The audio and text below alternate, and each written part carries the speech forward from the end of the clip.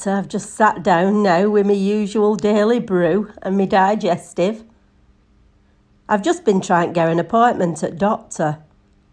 Got a bit of a problem with my ankle. It's like trying to get your hands on gold bullion these days, trying to get an appointment with doctor.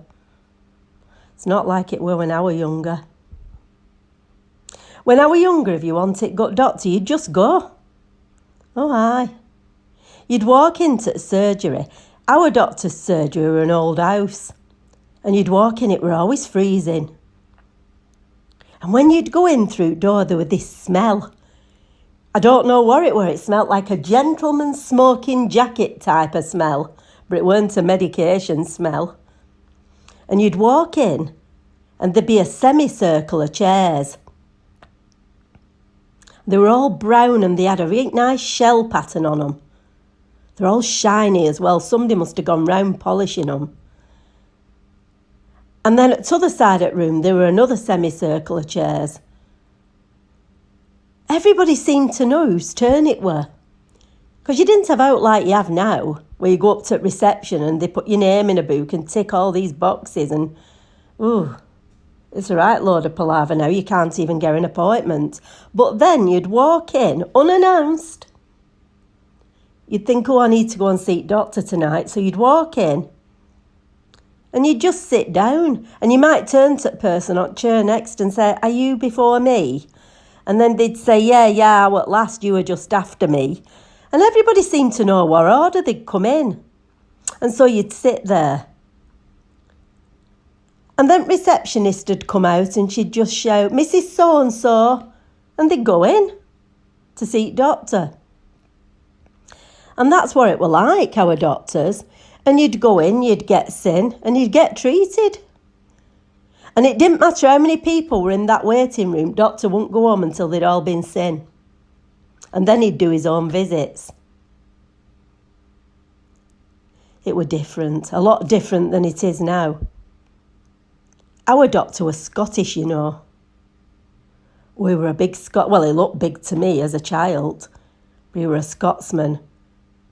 And he had a bit of a grumpy disposition about him. And that were made clear one year when I got scarlet fever. Oh, I were poorly. With that usual bottle of Lucozade and cough bottle. And my gran had made me oxtail soup with broken bread in it. But it didn't do trick. It kind of eased it a bit, but it weren't doing tricks, so she got doctor to do home visit. Anyway, this particular day were Hogmanay. Now, can you believe it? Doctor worked on Hogmanay. That's our New Year's Eve. But he was Scottish, weren't he? So he couldn't do the home visit after he'd finished his surgery. And my gran had coal fire going to keep me warm. Anyway, he knocks on the door. And all I heard were, well, this had better be good. So she said, oh, come in, doctor, it's child. She's not so well. They thought doctor were God then, didn't they? I mean, I think they took second place to God. Well, they probably still do now to some old people, but they did then. When you were going to doctor, you had to get all titivated up.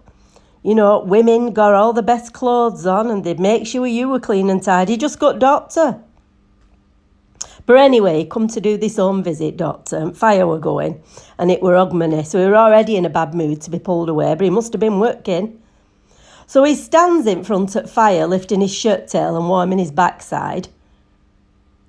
And he comes over to examine me and put one of them lolly sticks on the back of my tongue, you know, ones that nearly choke you to death.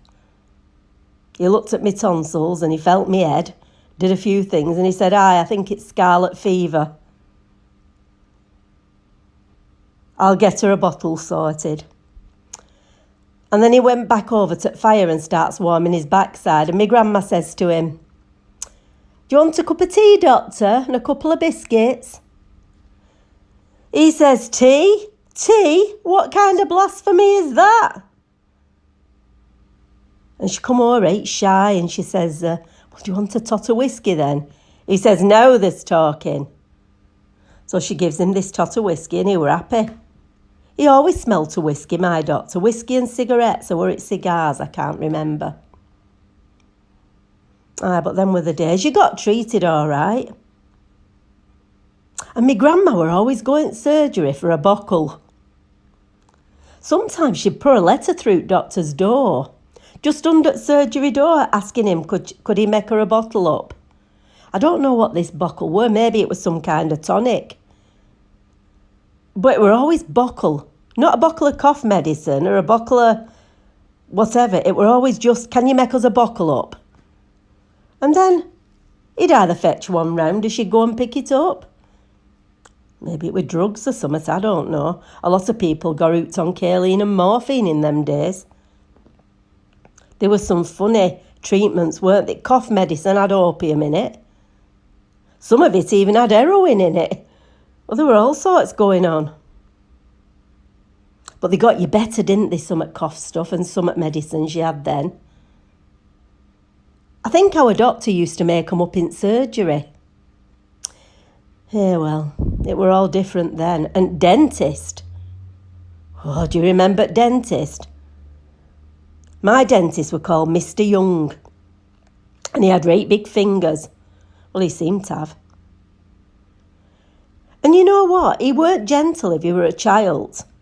Oh, it were horrific going dentist. You'd walk into Dr. Young's surgery and it were all painted bottle green on the outside. I remember that.